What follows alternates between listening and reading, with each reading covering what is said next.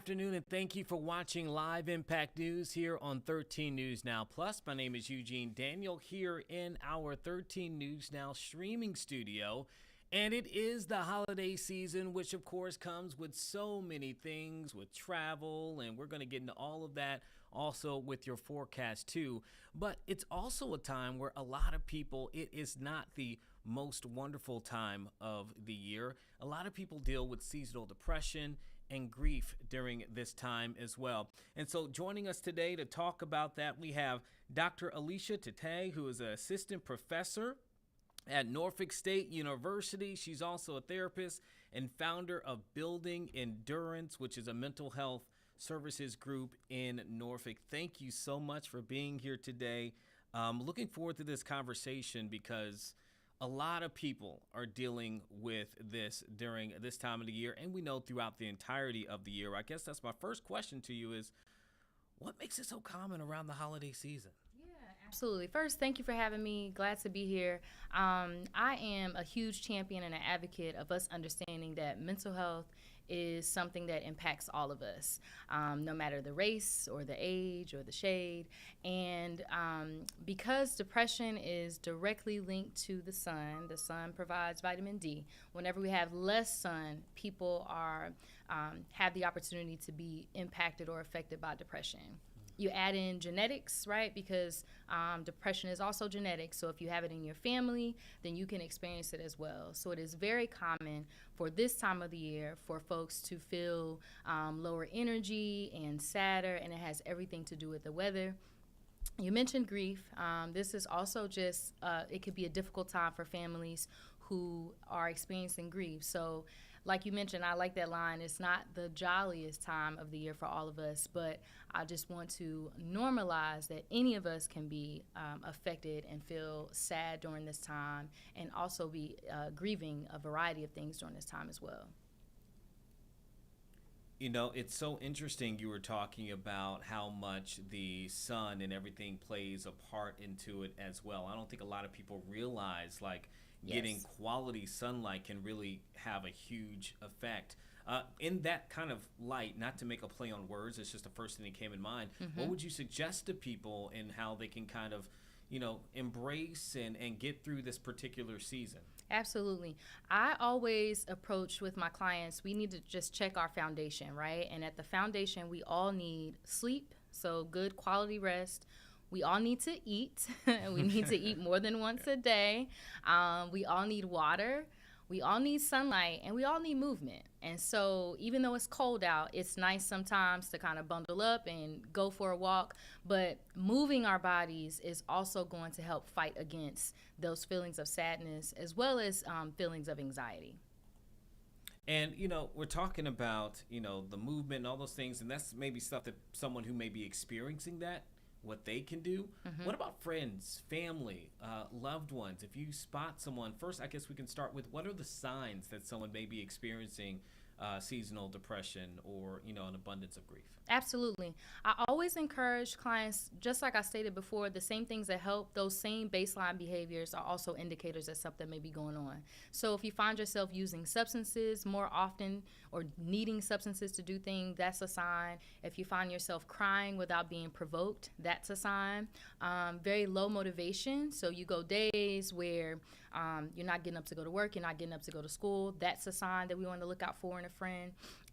Also, if they are expressing like, I don't feel like being here. So we really want to hear and listen to the folks in our lives. And I'm not charging all of you to be therapists, but something that you can do as a friend is listen.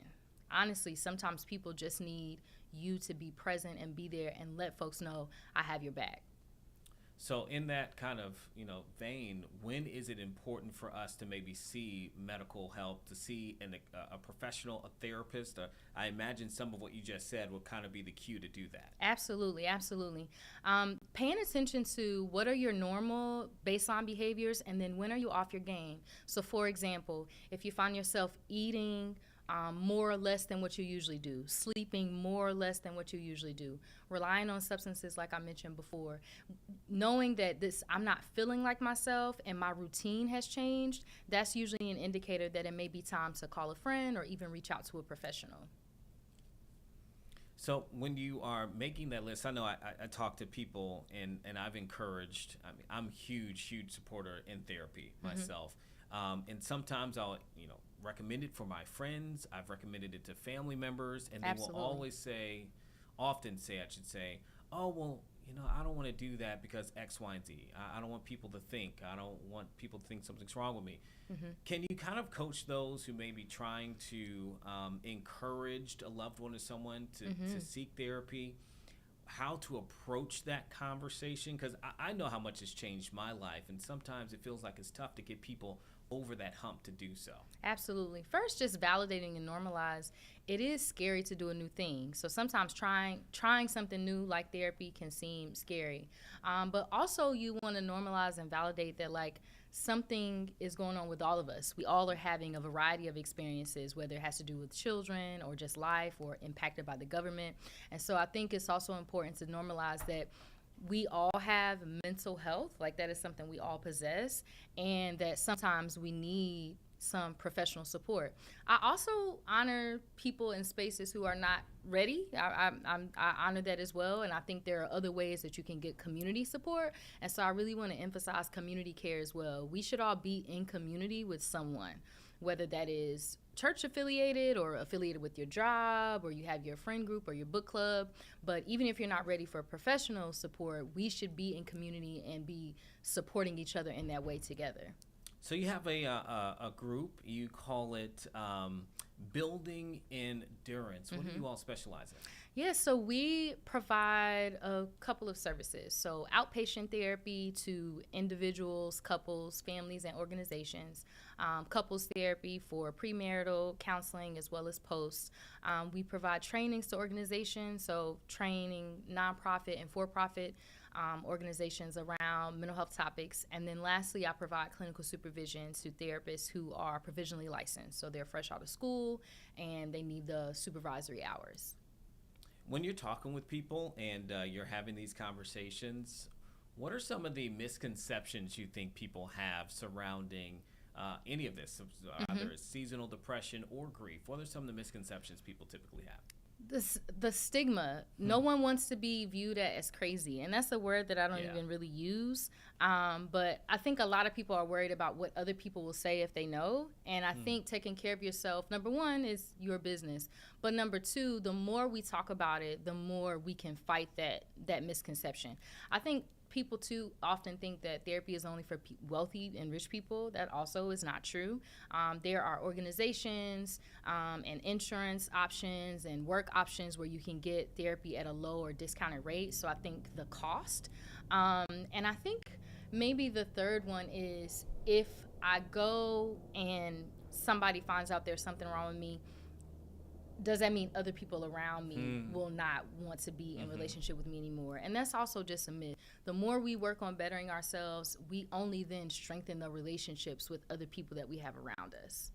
I think I think you hit it on the head for some of my loved ones who have really been struggling in that space. So I'm so glad that you're here to have this conversation with us.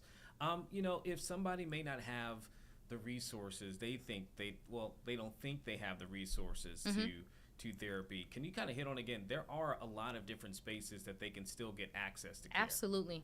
One site I often refer people to is OpenPath, because they offer services for low and reduced rate.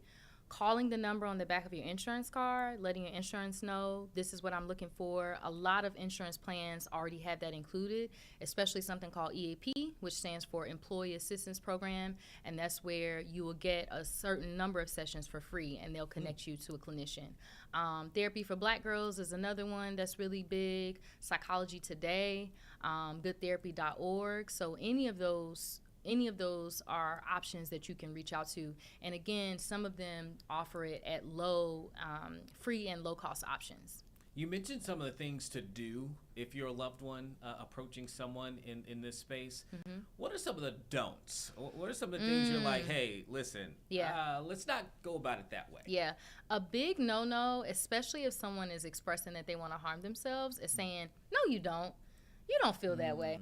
So that is really invalidating to people. So if someone comes to you, you want to, again, listen, and validate how they feel. So I think the biggest no-no is telling someone that they don't really feel the way that they do, right? The other one is kind of downplaying it. Well, you have this going on and that going on. Well, how could you feel that way? And I often use celebrities like Robin Williams and Twitch, and who we recognize they had all the money and the fame, and still they were impacted by mental health. And so that just goes to show you that just because people have things, that doesn't mean that they won't feel differently internally.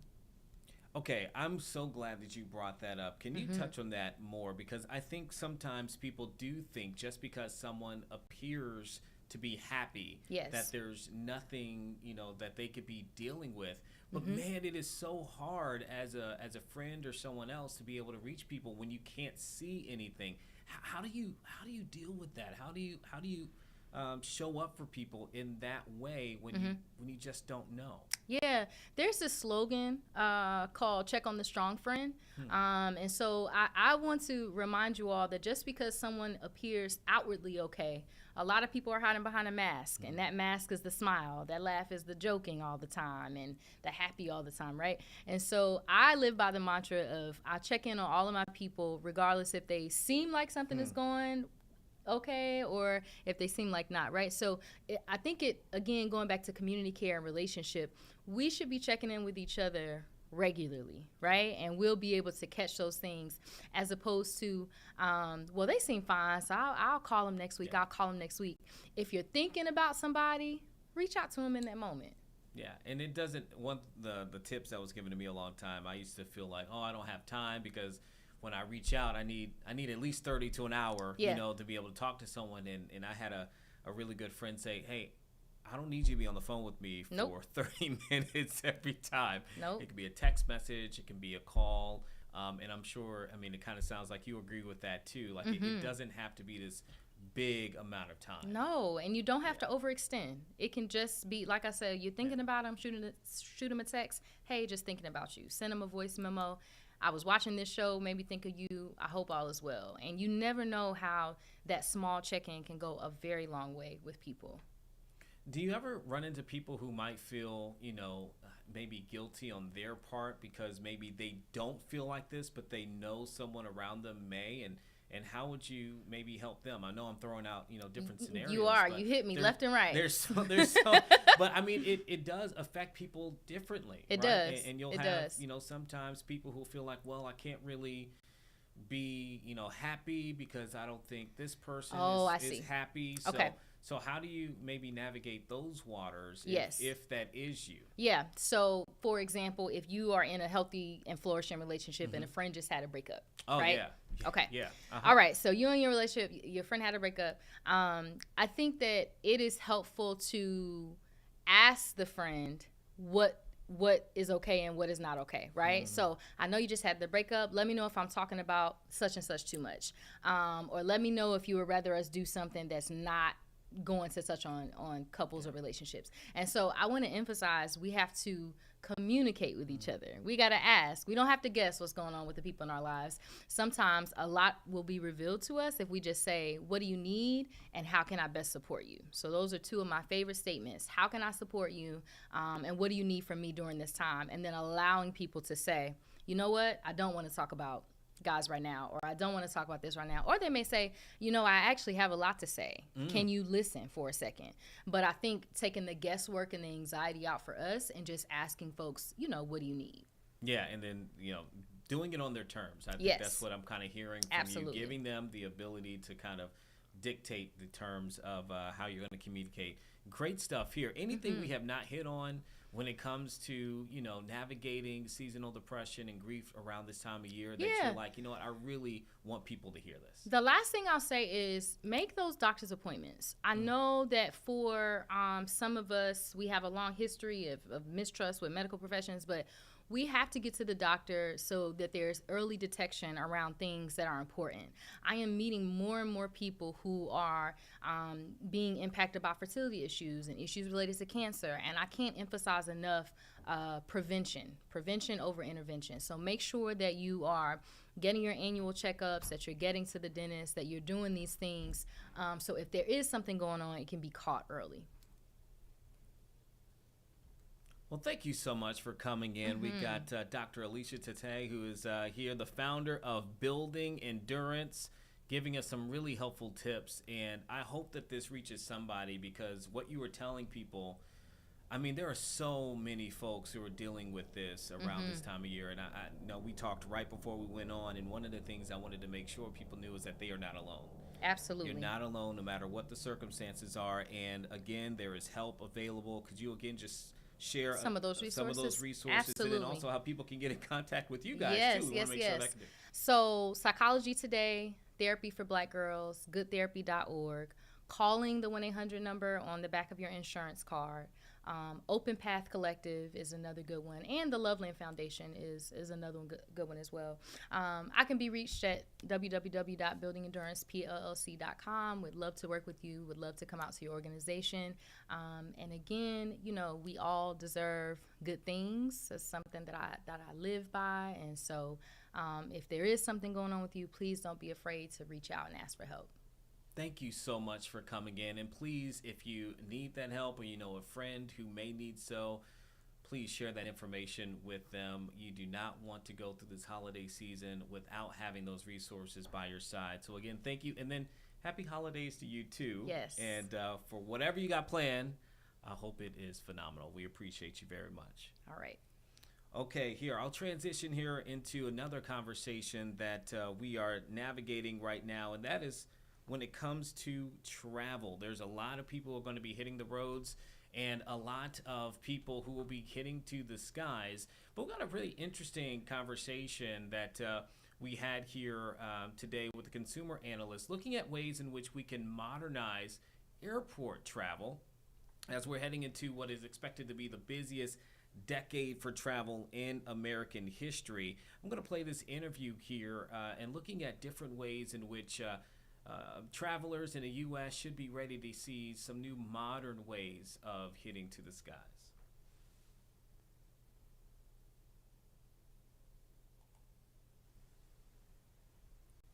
All right. So we are here this morning to talk about traveling, and we're at the peak of the holiday travel season. So a lot of people are going to be hitting the roads, going through the airports, going through train stations. So let's talk about it. Where do we stand with sort of the modernization of America's travel facilities?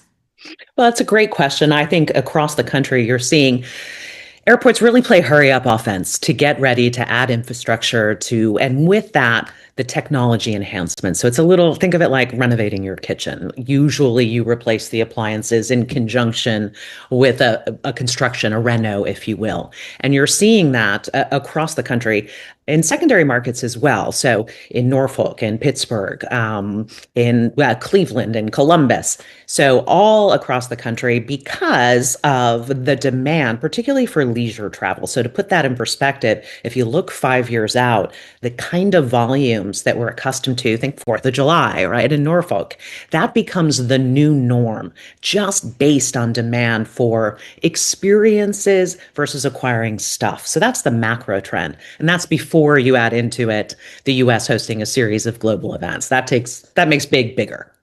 Yeah. So you've recently surveyed different travelers across the country. What was the most striking takeaway from that survey? Well, when I looked at it overall, I was really struck by how receptive Americans are to deploying cutting edge technology. I think to date it's been somewhat overstated, like, we're not sure we want that. But when you look at the data, that's not the case at all. 80+% of people said, I want to be able to keep my shoes on. Certainly, my 80-year-old mother doesn't need to take them off, right? So progress on that front, led by the U.S. Travel Association, by states across the country, TSA, also want to keep their laptop in their bag.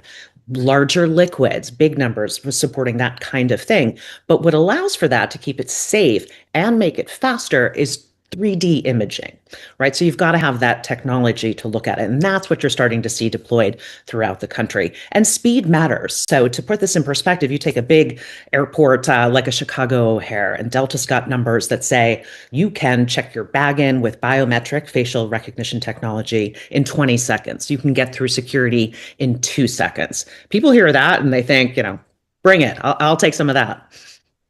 Were there any concerns travelers had about maybe some of those new technologies coming on board? Because we want all the convenience, but we also want privacy. Yeah, I think it's a great question. And what's also interesting about that is that year over year, concern has dissipated. It's down, I believe, 16 to 17% when asked about concerns. And here's why. I think that really has to do with education, realizing that these images are not stored long term. This is for domestic travelers.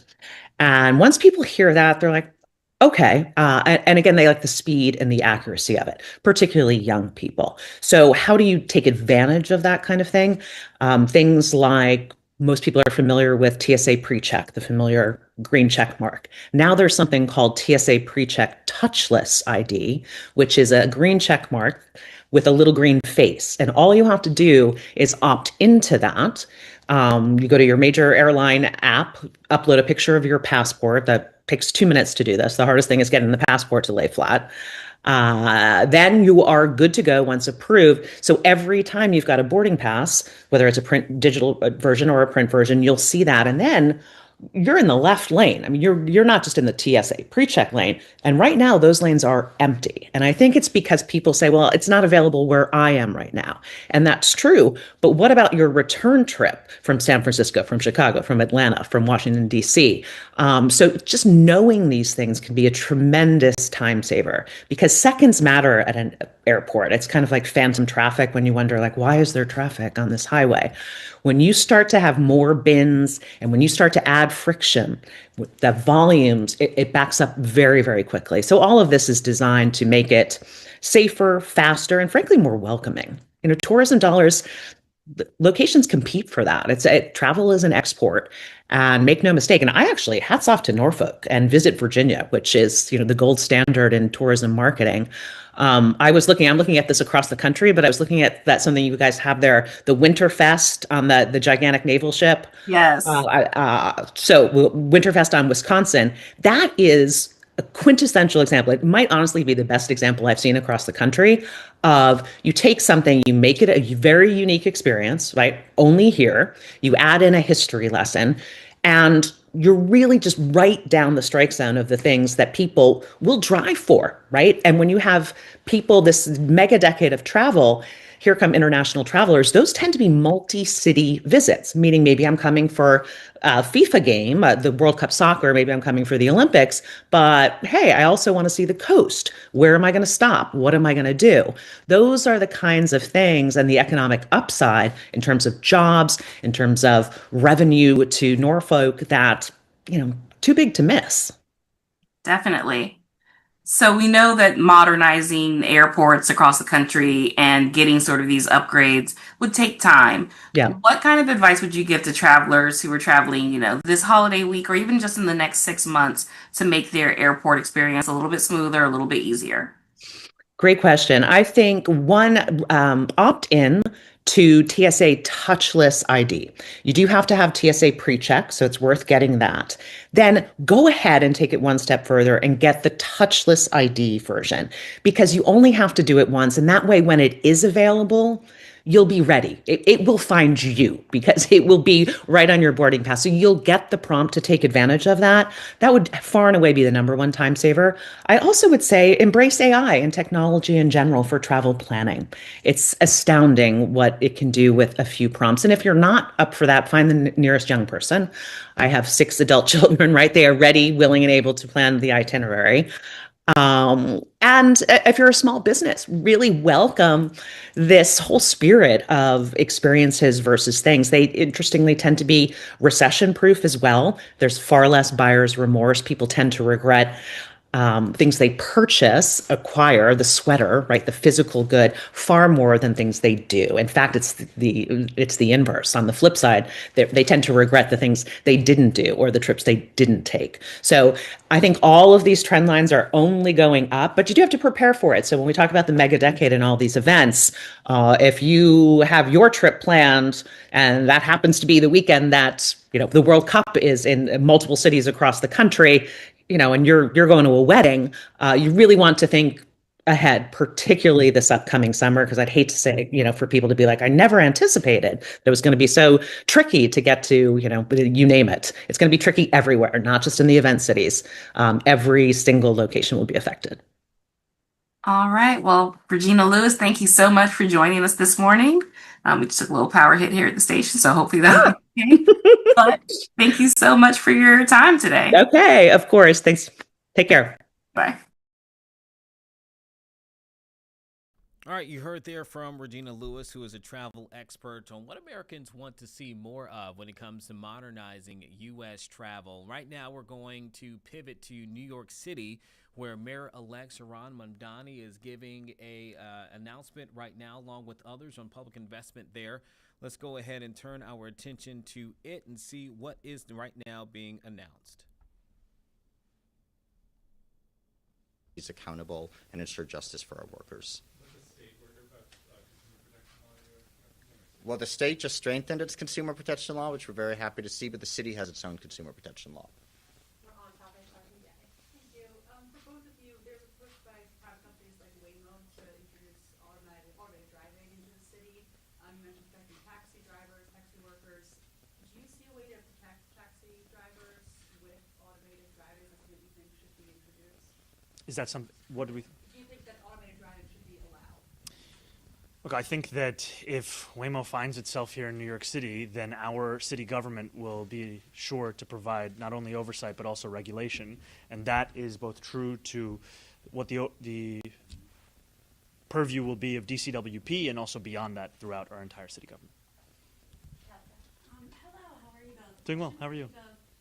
Related to Amy's question is about AI. That's a really big thing, especially under a current mayor who loves technology. You could say, is that something that you're going to be looking at, and in which ways do you think you could, I know some people are thinking of AI right now, some legislation. I mean, what would be your role in protecting many people, even us in the media, from these computers possibly taking away jobs? I think that it's a concern I've heard from many New Yorkers, and in terms of the potential impact of widespread job loss. I know it's already a reality for a number today, but that number is only going to grow. And so we are going to be sure, whether we're speaking of DCWP or just city government in general, look to protect workers, look to also ensure that the conversations around artificial intelligence are those that will help New Yorkers as opposed to ones where they will end up becoming the cost of the implementation. On-topic questions? Yeah, go ahead, Josie. Hey, how are you? Hey, how's it going, Josie?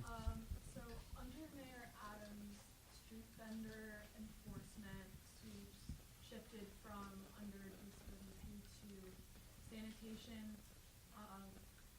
De Blasio had made it under the purview of DCWP. Would you support going back to putting this under DCWP?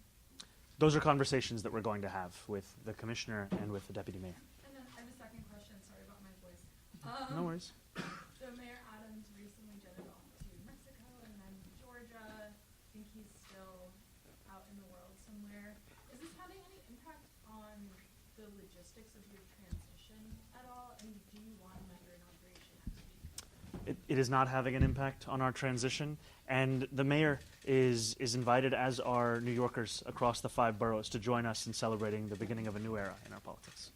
Jennifer, we're doing off topic, yeah. Can you talk to us, Mr. Mamdani, more about the inauguration, the plans? I mean, it's the first time here, at least in New York City, we've seen like a block party afterwards. Do you plan on joining the people after you get inaugurated? And where did the thought come to do this? The reason that I'm standing before you as the mayor-elect of our incredible city is because of the support, not just of those who voted for me, but frankly for those who volunteered over the course of this campaign. We had more than 100,000 volunteers. And so we wanted to ensure that as we celebrated the beginning of our administration, it was a celebration that was not simply for the typical people who would be invited to an inauguration, but in fact for everyone.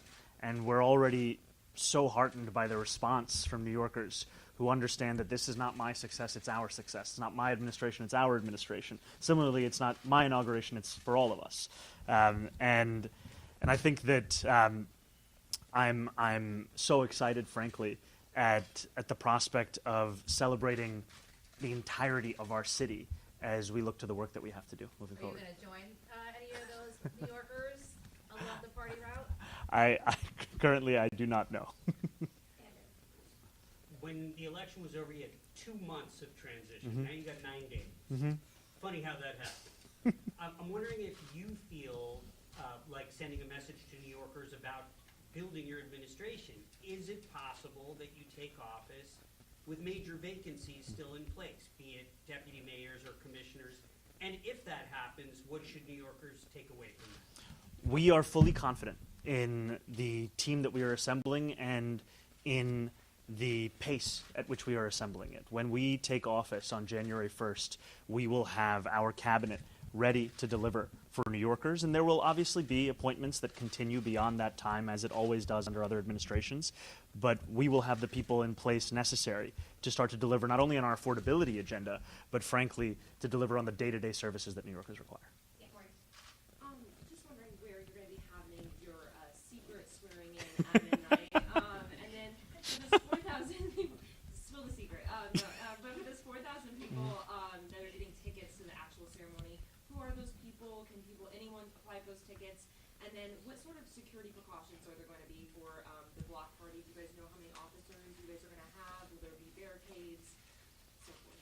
So I can't tell you the specifics in terms of the number of officers, but I am deeply thankful to the NYPD for their work in protecting New Yorkers and the work that they will do on that day, and also protecting New Yorkers and ensuring it's a day of celebration. And the New Yorkers that the 4,000 New Yorkers will be ones that we invite. However, the block party is an invitation to all. And then your final question, I think, the swearing in at 12:01. Those are details we will be releasing soon. We all saw that Kat Acosta stepped down, and I think you might be aware the ADL just released a report on the more than 400 people you appointed to transition committees. Among that report, they identified Ms. Ansari, who posted a cartoon depicting Israel as a dog. There was another person on the Committee on Worker Justice, Kazi Fuzia, who said resistance is justified hours after October 7th. Someone else saying Zionism is racism from the Committee on Legal Affairs. Someone from the Committee on Worker Justice who shared a post that said Zionists are worse than the Inquisition and the Nazis. Will the policy of your administration be to reject candidates who are actually hired to your administration when they express anti-Semitic positions or have anti-Semitic statements in the past? Are you going to automatically reject them from your administration? And were any of these statements or these people that I identified or that were identified in the report, were these already flagged or identified by your transition team? So I have always spoken out against anti-Semitism and hatred in any form, and have made it clear that the commitment I have made to protect New Yorkers, to protect Jewish New Yorkers, is one that I will uphold as the next mayor of the city. And we must distinguish between anti-Semitism and criticism of the Israeli government. The ADL's report oftentimes ignores this distinction, and in doing so, it draws attention away from the very real crisis of anti-Semitism we see not only just in our city, but in the country at large. And this is a team we are speaking of more than 400 New Yorkers that we have assembled to advise on the transition. These are committees, 17 of which that range from worker justice to the importance of the arts. And we will continue to build an administration of appointees that reflect not only our commitments, but also the fulfillment of our affordability agenda. But did any of those examples I read, or in the report, if your team looked at it, did any of those go too far to where you said, okay, this is kind of anti-Semitic? I think there's no tolerance for anti-Semitism, and also when we're thinking about critiques of Zionism and different forms of political expression, as much of what this report focuses on, there's a wide variety of political opinion, even within our own 400-plus transition committee, on the Israeli government and its conduct. Add to that, Yeah, please. I was on the transition committee. I'm also a Jewish New Yorker. I have every confidence that the mayor-elect will be a mayor for all New Yorkers. If I had any doubt whatsoever, I would not be standing here today. Thank you guys so much. All right. Thank you. Thank you.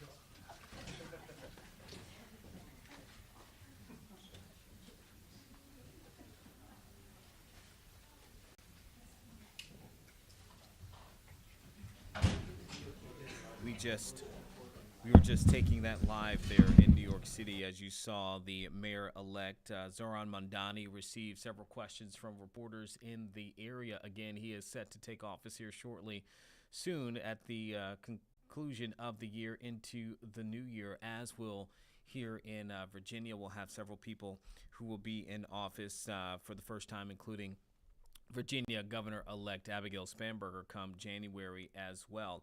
Okay, we've been looking at a few different things here throughout the day in regards to your travel, and a lot of things that you want to keep in mind here, particularly when it comes to the busiest times of the year. It's right around now. Tomorrow's going to be a really heavy traffic day. Also, the day after Christmas. We have a story on that by one of our reporters, Brittany Miller, who talked with AAA about this historic number in which people are expected to hit, particularly the roads this holiday. So I will go ahead and play that for you as well, and we'll discuss it a little bit on the back end. But again, if you are planning to head out the door and you haven't already made your plans, you might want to do so soon. A lot of people are expected to hit the road here shortly. For the next 13 days, AAA is projecting 122 million Americans will travel at least 50 miles to celebrate Christmas and the New Year. The most popular way to do that will be out on the roads. A more cost-effective way, especially for families to travel. A part of that low cost is gas prices. According to AAA, the average price for a gallon of gas in Hampton Roads is $2.77. 12 cents lower than the national average and 4 cents lower than a year ago. A little bit less painful on people's wallets than it has been than it was this time last year. Ryan Adcock, a public relations specialist for AAA, says now many Americans are willing to drive a further distance than in years before, like Oscar Durantes, who's making a 9-hour drive from Hampton Roads to Atlanta for the first time. I think it's more affordable. I just got a new vehicle too, so why not? Durantes plans to leave closer to Christmas Day, which AAA says is the best decision if you won't have enough room in your suitcase to pack your patience. Today and tomorrow being extra congested out there on the roads for people getting to their holiday destinations. And then we're as well forecasting that December the 26th, the day after Christmas, is going to be quite a busy day out there on the roads. After COVID-19, Adcock says the record number of road trippers they're predicting shows people are prioritizing traveling. We're really seeing people really wanting to spend time with their friends and spend time with their families, especially during the holiday season.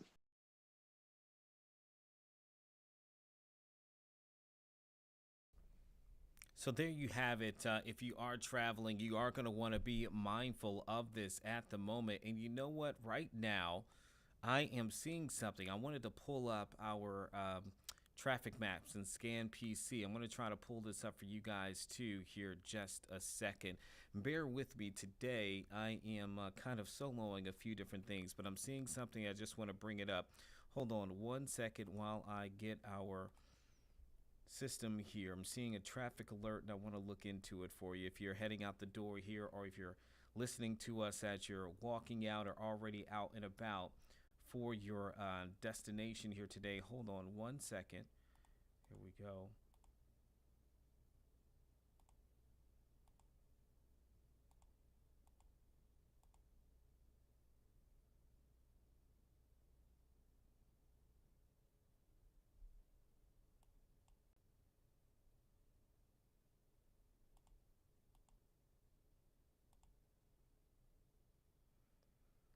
Not able to bring it up just yet, but I'm going to try to tell you about it in the moment.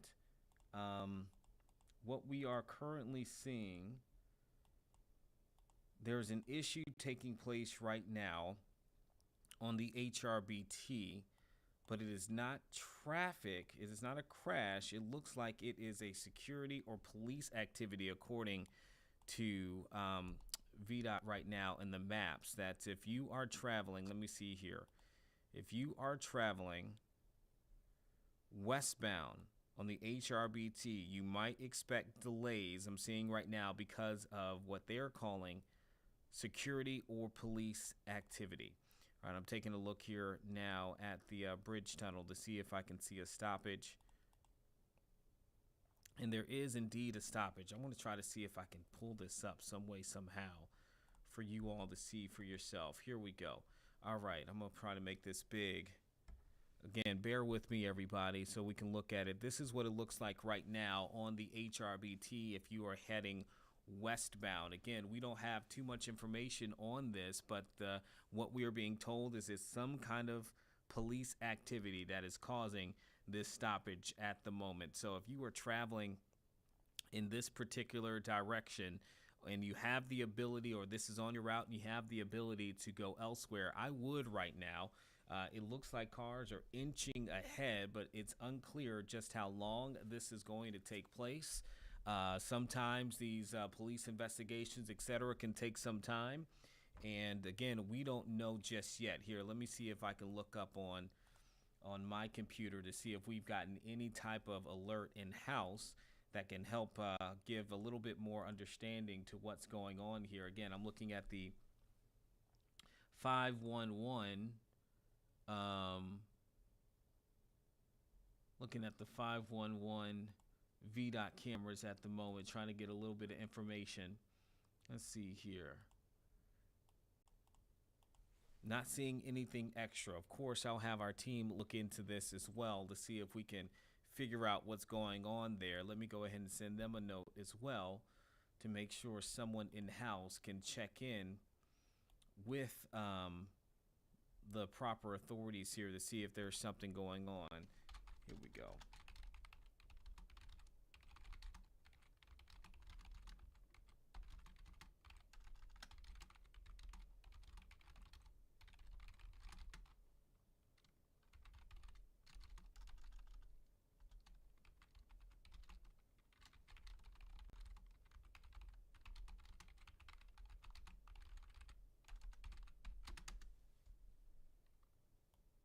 All right, you're hearing typing. That is me reaching out to our folks to see if somebody can shoot a line to try to figure out what's going on there on the bridge tunnel. Again, you're looking at complete stoppage there heading westbound on the HRBT because of some form of police or security activity. So again, I'm going to try to bring up the map. I'm just finalizing this email at the moment.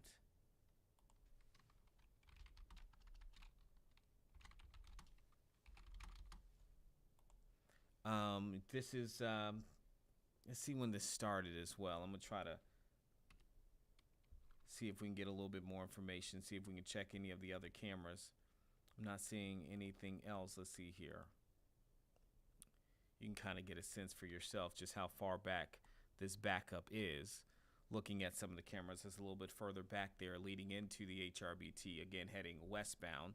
Let's look at this other view here. So even further back, it's starting to build even further at the moment. So you're looking at a significant backup right now if you are heading in that direction. I would just go ahead and avoid it at this moment and go ahead and take the Monitor Merrimack. Again, you can see here where that alert currently is. See if there's any other updates here.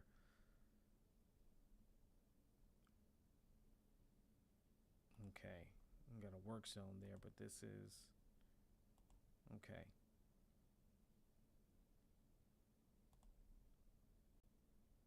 Not sure if we're going to get any more information from that at the moment, but I was just checking a few different things since we were talking about travel. Again, if you are heading on the HRBT and you're trying to go westbound, for right now, I would probably take the Monitor Merrimack. Let me see if I can look here. This is what that looks like. Again, if you're looking at the to travel across the water there, I would just go ahead and go on the other bridge. As we take a look there from the Newport News side of things, it's looking fairly smooth there. A very different story right now on the HRBT. Again, as soon as we know some information about that, maybe it's an update, maybe it was it turned out to be something they wanted to look into, but it was nothing. We'll get that information later. I'm just telling you what I saw there on the VDOT website that hopefully could help us glean a little bit more information into that situation at some point. Okay. I'm going to go ahead and switch gears. And again, I have our team that's looking into that right now. As soon as they give me some information, I will bring it to you and let you know what is going on. But for right now, we're going to transition into a new conversation, and that is back on the holiday topics, and one of those being your health. Now, there's been a recent uptick in flu cases across the country. More than 49,000 hospitalizations have taken place across the U.S., and doctors say that that is still below the seasonal high. However, it is well more of an uptick in the last 3 weeks, in some cases raising around sixfold. There have been several deaths as well, including of children, and one of those in North Carolina. And so it's important for us to know the ways in which we can best protect ourselves from the flu and other respiratory illnesses. And so I was able to talk with a doctor with CHKD to get some insight into how we might be able to protect ourselves, some of the things to look for, in ways in which we can protect ourselves as well. So I'll go ahead and turn it over now. The next voices you'll be hearing is from Dr. Laura Sass with CHKD. Season, when does it officially start and how long does it go? Well, it usually starts around now. It changes as flu seasons are cyclical. Sometimes we have a very mild season and then the next year we get hit hard. That's what we're predicting for this year based on what is happening in Australia and the Southern Hemisphere. Remember, it's a winter thing. So as the weather gets cooler, and people spend more times indoors, and there's more transmission from person to person for those respiratory viruses like influenza. We know that in Australia, they had a lot of flu, so our prediction is that we usually mimic what happens. It is starting now, but we haven't been hit really hard and heavy yet. But we pay attention. We talk about the best practices all the time on air to kind of protect yourself. And a part of that is the vaccine, the flu vaccine. When's the best time to get it? Now is perfect. We actually already finished our influenza campaign here at the hospital. We have everyone vaccinated by October. The other health systems do similar things to make sure that everyone is healthy. Remember that vaccine does not prevent you from getting the flu. It prevents you from getting the serious complications of the flu that would give you higher risks, such as getting hospitalized or having secondary infections like pneumonia. Vaccination does not prevent infection, but prevents the serious complications of those infections. That's how vaccines work. And that is actually hold true for both flu and COVID and all of our other vaccine programs. And people always want to know how effective this year's flu vaccine is. Do we have an answer for that? It's a little early to tell because we really haven't hit our flu season. We generally estimate it's about anywhere from 50 to 70% effective, which when people hear that, they're horrified. Like, why wouldn't it be more effective? Especially when we have vaccines like measles that are 95% effective. And part of that is we actually change the flu shot every year. Well, not we personally, we as a global community. And it's based on what circulated the year before and how well that guess and match happened. The good thing about it is a little bit of protection still helps you from not getting those serious complications of influenza. And you may only have a mild cold and maybe not even a fever compared if you're unvaccinated, where you're at much greater risk to get the fevers, the body aches, and just generally feeling bad. People who've actually had influenza, remember it because you don't feel good. It is not the sniffles. And people often say, too, you're talking about some of the symptoms of the flu where they'll get a flu vaccine or a vaccination and they'll feel some type of side effects from it. Are there any side effects that people should maybe expect if they are to get the vaccine? Yeah, sometimes you can get a sore spot on your shoulder of where you get it. And sometimes you can feel not quite yourself right after the vaccine. That's your immune system working. That means your body is actually responding to that vaccine and you're having some immune response to the protection. Some people will get a swollen lymph node in that arm where you get that shot. It was much more common with our COVID vaccines than with influenza, but that can happen as well. And those only last a day or so and go away.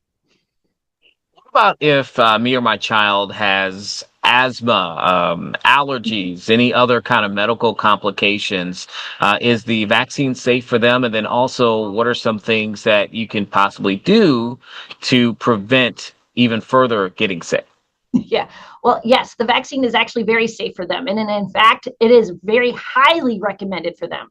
Anybody who has an underlying illness or condition that would put them at greater risk to have bad flu needs it. So asthma, anybody who has other respiratory, like adults who have COPD, adults with heart disease, our patients whose immune systems may be impacted by cancer.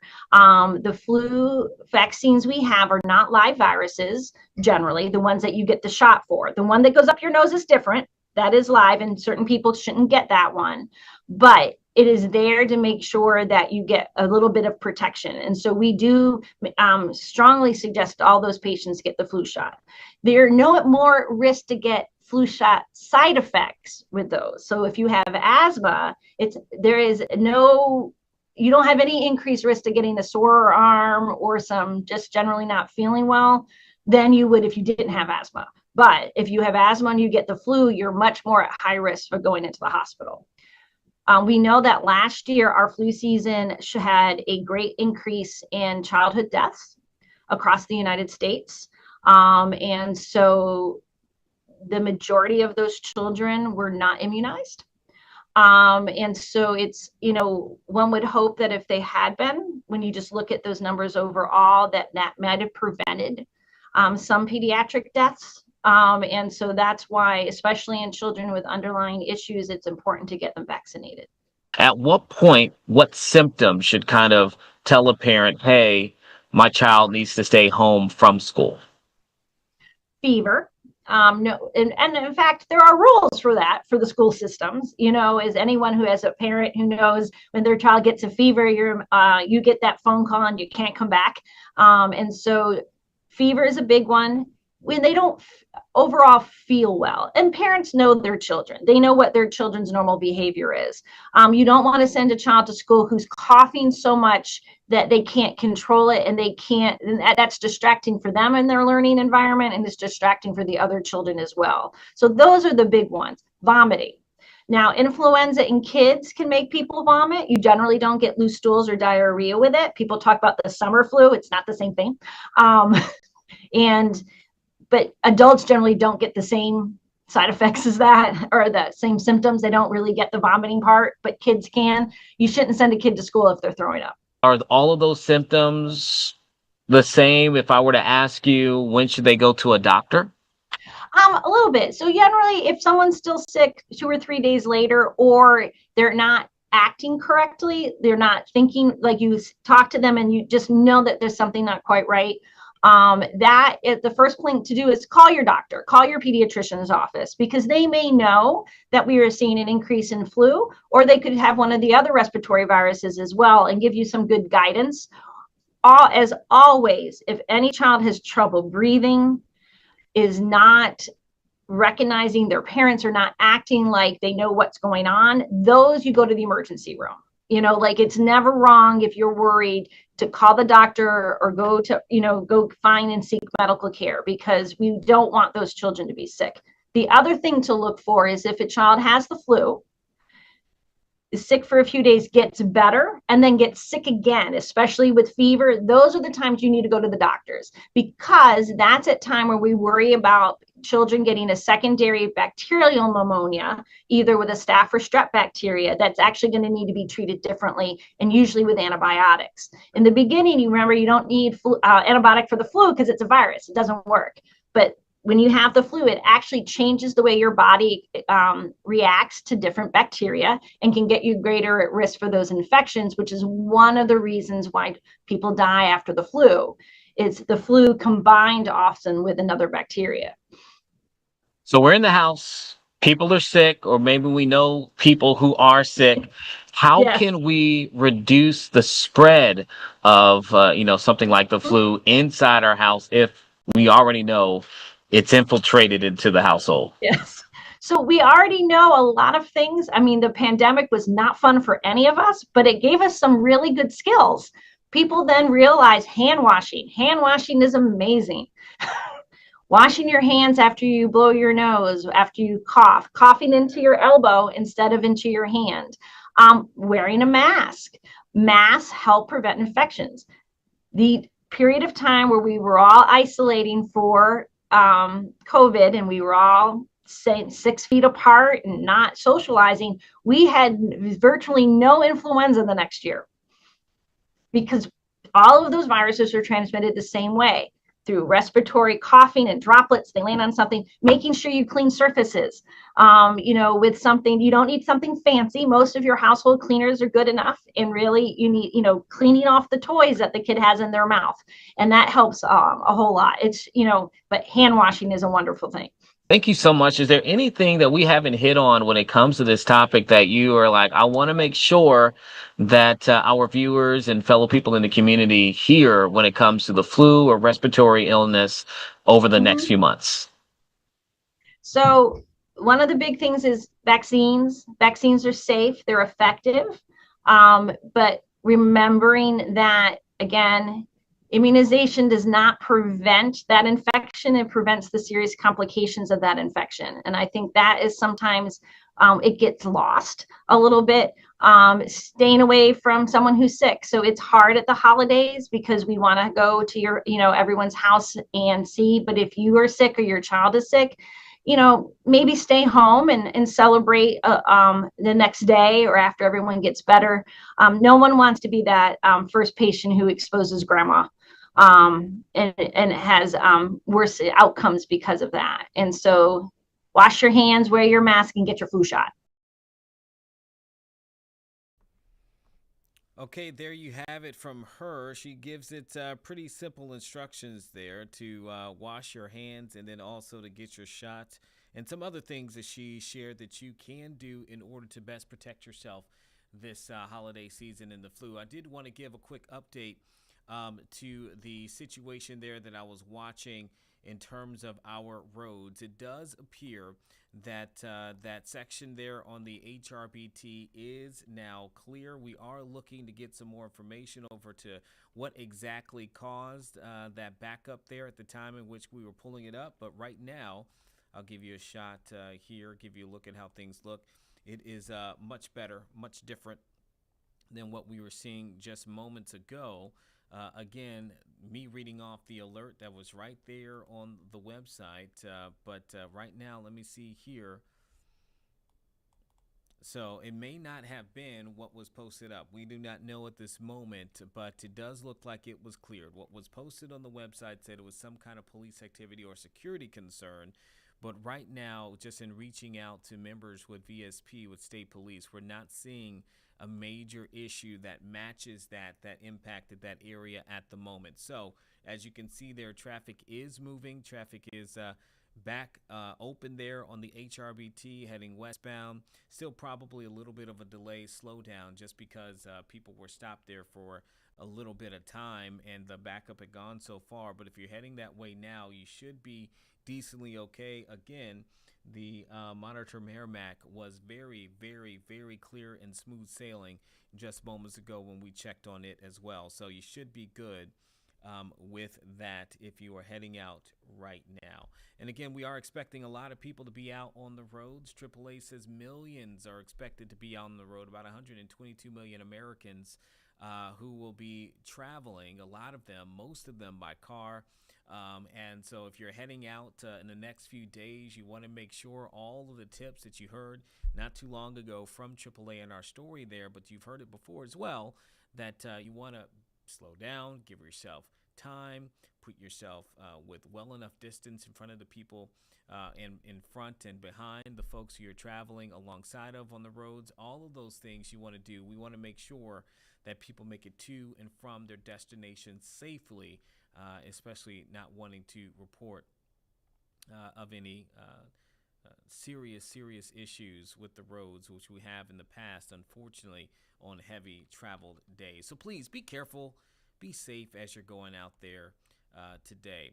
Okay, I want to get into some news that broke while we were in our first stream earlier today, and it looks like we have some updates and responses on some big news coming out of the Trump administration today. This being that President Trump and his officials have paused 5 large-scale offshore wind projects all on the East Coast, and that includes the project right here in our area of Hampton Roads, the Coastal Virginia Offshore Wind Project, which is a major project that is taking place here in our region. The administration says that it is making this push due to unspecified national security risk that has been identified by the Pentagon, and that the pause is effective immediately.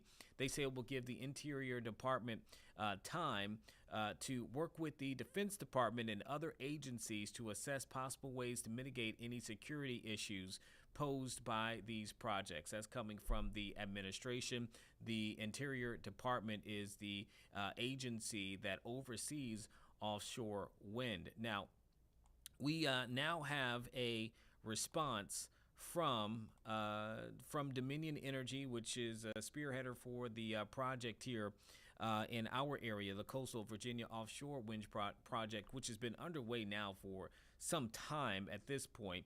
I'll read you a bit about their release so that you can hear it from them. They say Dominion, the Coastal Virginia Offshore Wind Project is essential, they say, for American national security and meeting Virginia's dramatically growing energy needs. They say it's the fastest growth in America. And they also said the growth is driven by a need to provide reliable power to many of America's most important warfighting installations. They also said that it helps with the world's largest warship manufacturer and the largest concentration of data centers on the planet, as well as the leading age of AI revolution.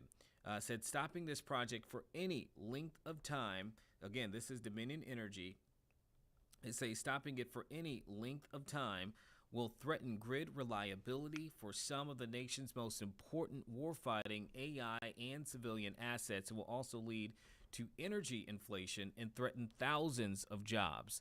They say it is American owned. It benefits all Virginia customers, and saying that their customers are paying for the project after a careful review of project costs and benefits from the state regulators back in 2022. These same state regulators, along with numerous federal agencies, oversee our cyber and physical security program.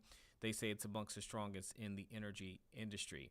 Here's the thing they continue to say and harp on, that this project has been more than a decade in the works, involved close coordination with the military, and is located 27 to 44 miles offshore. So far offshore, they say it does not raise visual impact concerns. The project's 2 pilot turbines have been operating for 5 years now without causing any impacts to national security. The project enjoys bipartisan support. There are people on both sides who have supported this, and is within months of generating 2,600 megawatts to support the growing part of America's energy grid. This growth serves the largest concentration of critical infrastructure in the world.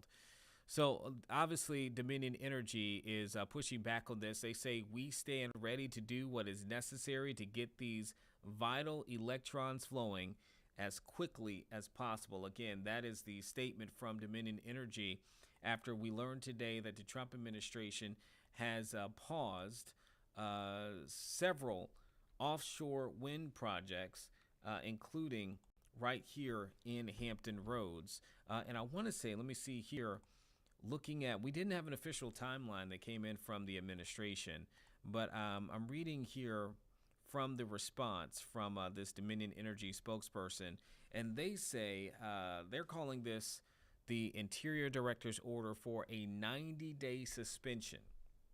Okay, so that's the first we're getting of a timeline for how long this pause currently in state is supposed to last. A 90-day suspension of work involving this project. There are also projects in Massachusetts, Rhode Island, Connecticut, and then 2 projects in New York.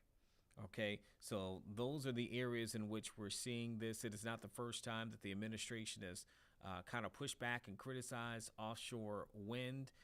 Just earlier this year, we saw a pausing in millions of dollars of funding that would have gone towards a portion of this project through the city of Norfolk. That happening when the Trump administration said that it was canceling that funding because it did not fit their priorities. That was just months ago. But interesting about this, though, is that this action comes just 2 weeks after a federal judge struck down President Trump's executive order blocking wind energy projects, saying that the effort to halt all leasing of wind farms on federal lands and waters was arbitrary and that it violated U.S. law. That judge out of Massachusetts, which is one of the states where one of these offshore wind projects has now been paused by this administration, this judge out of Massachusetts, a federal judge there, vacated that executive order that blocked wind energy products and projects, declaring it unlawful, and ruled in favor of 17 state attorneys general and Washington, D.C. So this is something we're going to probably getting a lot of responses for. I actually saw one, and I want to read it here, from State Senator Aaron Rouse, who posted to Facebook not long ago in response to this story.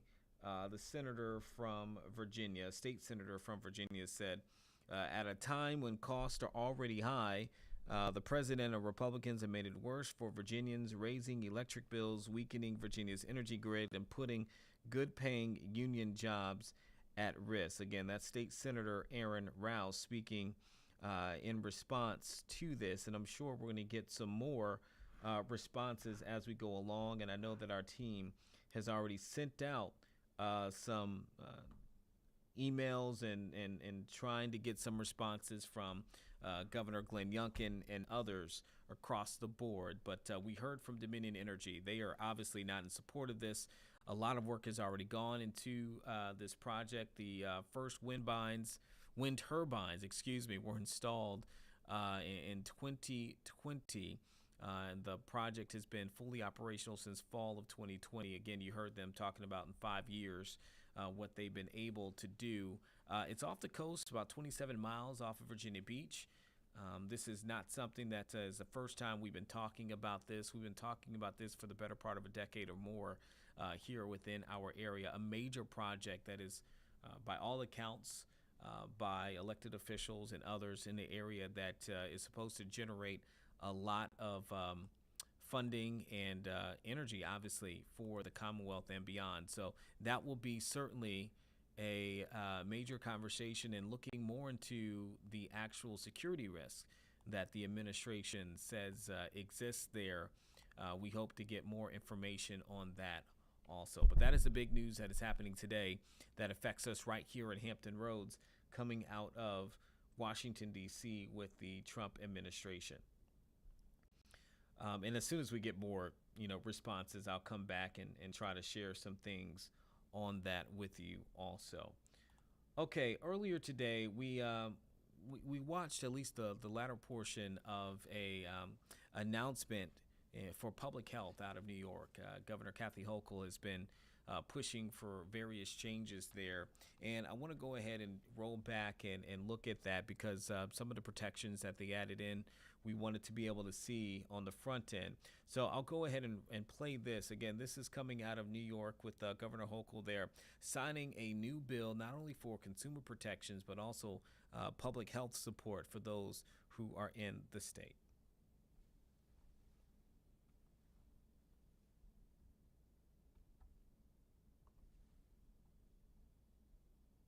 Can be used to increase energy, manage anxiety, alleviate pain, and even supposedly ease the pain of opiate withdrawal. except it has its own addictive properties that no one knew about. Almost 1% of all U.S. adolescents report having used kratom in the last year. Doesn't sound like a lot, 1% of Americans. That's 2 million. 2 million people have used it, including tens of thousands of New Yorkers and minors, young people who aren't even aware that there's something dangerous about this substance. You know, the FDA and the CDC, they do warn of addiction and dependence and dangerous risks, but kratom was listed just in 1 year period as the cause of death in over 100 overdose cases, not nationwide, but in the state of New York. We lost 100 people because of this.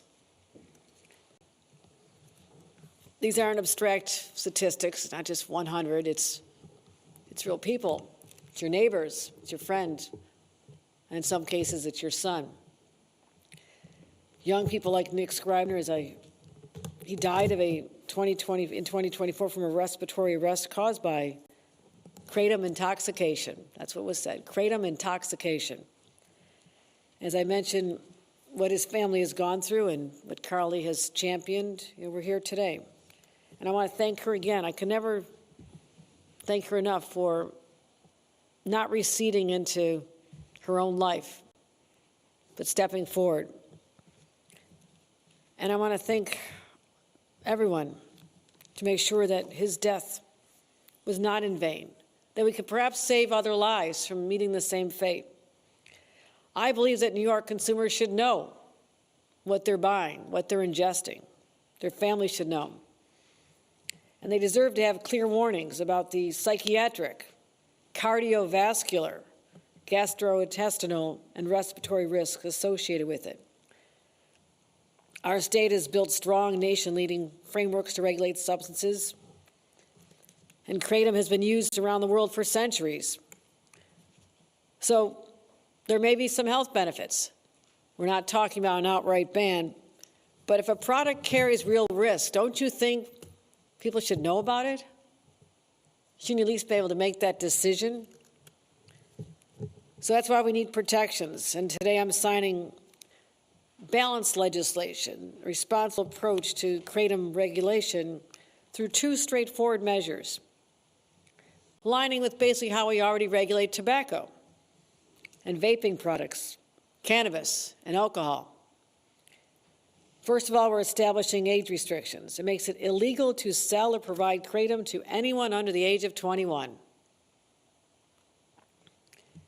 Requires clear signage, ID checks, and a $500 civil penalty for violations. Secondly, we're setting marketing rules and requiring warning labels.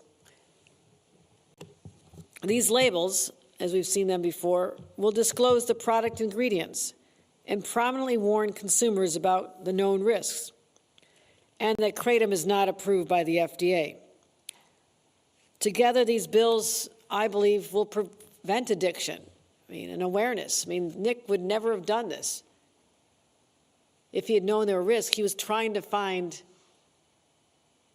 a non-addictive natural substance. I think we can avoid more tragedies with these. We talk about protecting families and kids, and I want to thank my fellow champions for trying to do just that here today. I'm proud to cite this, but there's a part of me that wish I didn't have to. I wish that there were 100 New Yorkers still with us today because they knew the risks, and because of this warning, they did not ingest this.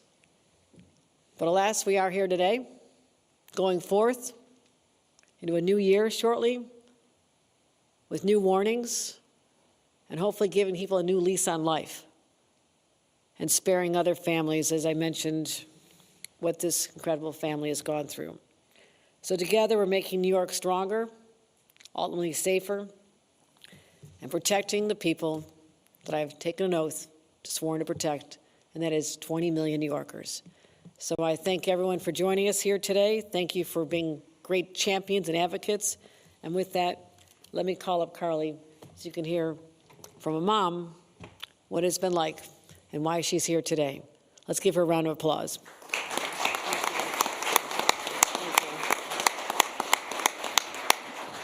Good morning. Nick was my youngest child, and he was quiet and introspective. However, he could always tell the perfect joke at the perfect time. His timing was flawless. He worked at the Village of Ballston Spa Pool for 4 years and decided he didn't want children after realizing how little children listen. And studied and had a great new job for the county, had his own place, a new vehicle, and we knew he was on to a great start for a young man. And then kratom took his life. The side effects took his life. When you lose a child, you have, or any loved one, you have a choice of what you can do. And I took the former choice for a little while, and that was to take to my bed. But shortly after, Nick's stepson and godfather, who are here today, helped me start researching kratom and realized how unregulated it was. And Nick, in fact, took it thinking it was an herbal health supplement. He was hoping it would help him with his chronic insomnia, give him more energy, and build up his immune system and make him real healthy. But within 6 to 8 weeks, he was hooked, didn't even know why, couldn't even put his finger on it because he was taking something that was an herbal extract and a health supplement. We miss him. We miss him. People say I am very brave, but Nick is the real hero, as are my comrades here in getting this bill together. I have had nothing but empathy, compassion, and support from everyone that I talked to in the legislature. No one misunderstood. Everyone went to action immediately on Nick's behalf. I would also like to say a word about the Saratoga County officials, my hometown, who let me into the town meetings. I was just a mom. Let me speak about Nick and about kratom, and also took action. We picketed. I met other moms, and we made our signs, and we picketed places like little mini marts and gas stations that sold kratom to anyone that walked in. I went into a mini mart shortly after Nick's demise, and there was a mini cooler right by the front door that had a unicorn seltzer with little sparkles coming out of her face. It's flavored strawberry, and read the very tiny, tiny, tiny lettering on the bottom that said contains kratom. And no one even knew what kratom was. So it has been my honor and pleasure to work with these folks here. I feel Nick's presence with us.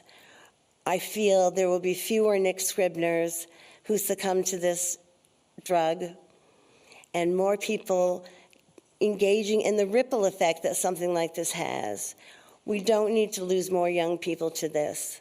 The word has spread, and I am very grateful. Thank you.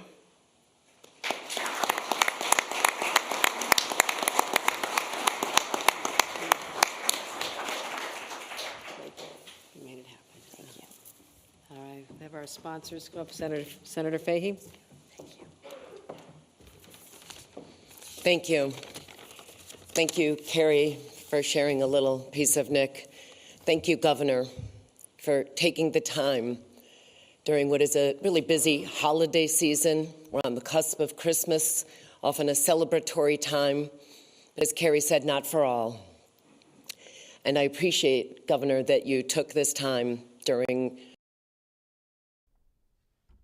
All right, we're going to come back to that possibly, but right now I want to go outside of a court in Maryland where Kilmar Abrego Garcia's attorney is currently speaking before a crowd.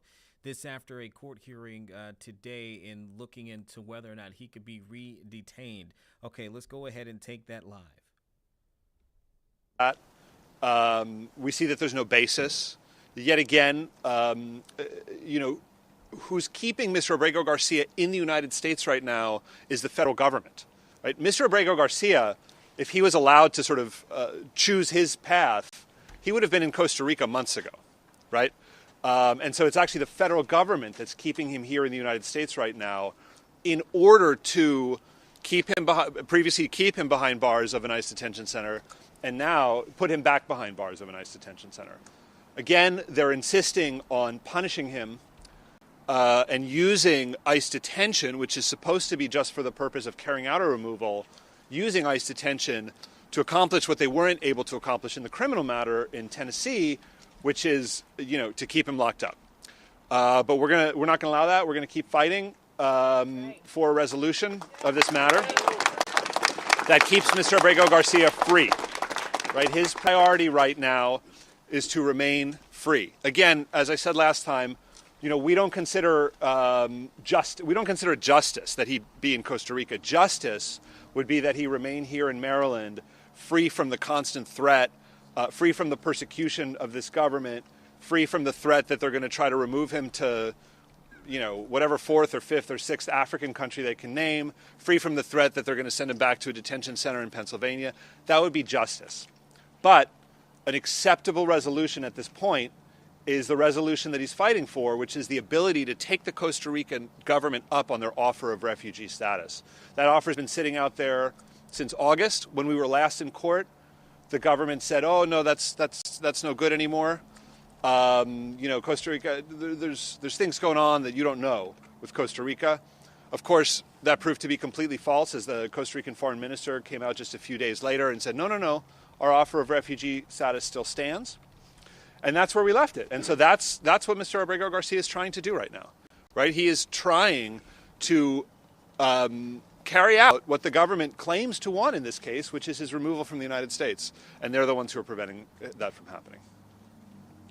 Free Gilmer now! Free Gilmer now! Free Gilmer now! Free Gilmer now! Free Gilmer now! Free Gilmer now! Free Gilmer now! I'll just repeat that briefly in Spanish, and then I'll take question and answers in English and Spanish. El gobierno hoy hizo la misma táctica de mandar un abogado que supuestamente no sabe nada de qué es el plan, que si lo van a volver a arrestar, que si lo van a dejar en libertad, que si lo arresten, ¿por qué sería? Pero la jueza, obviamente, como siempre, no se dejó engañar. Y la jueza ordenó que para el viernes de esta semana el gobierno explica detalladamente qué es lo que supuestamente quieren hacer con el señor Abrego García y por qué. ¿Quieren volver a arrestarlo? ¿Quieren dejarlo en libertad? ¿Y por qué? Y luego nosotros vamos a tener la oportunidad de contestar esto. Entonces, en fin de cuentas, el señor Abrego García va a permanecer en libertad mientras las Navidades y el fin de año, pero no está fuera de peligro. Todavía el gobierno está luchando para volver a detenerlo en un centro de detención de ICE. Y la jueza tiene que decidir si va a convertir su orden de no arresto, que actualmente es una orden temporaria, si lo va a convertir en una orden permanente o al contrario, si lo va a anular y permitir que lo vuelvan a arrestar. Esto obviamente no hay manera de saber, pero probablemente va a llegar poco después del Año Nuevo. Happy to take any questions.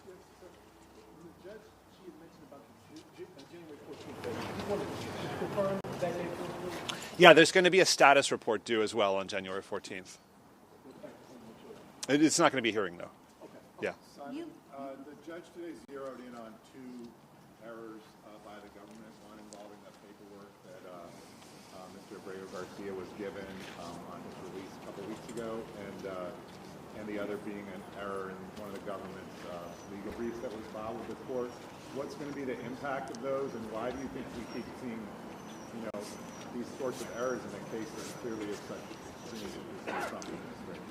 Yeah, it's sort of hard to credit the government's explanation that these errors are in fact errors, right? I mean, just how many times have they sort of said, "Oh, we'll just sort of let the chips fall where they may" in this case, and now, of course, it turns out that Todd Blanche has been sort of pulling the puppet strings all along, right?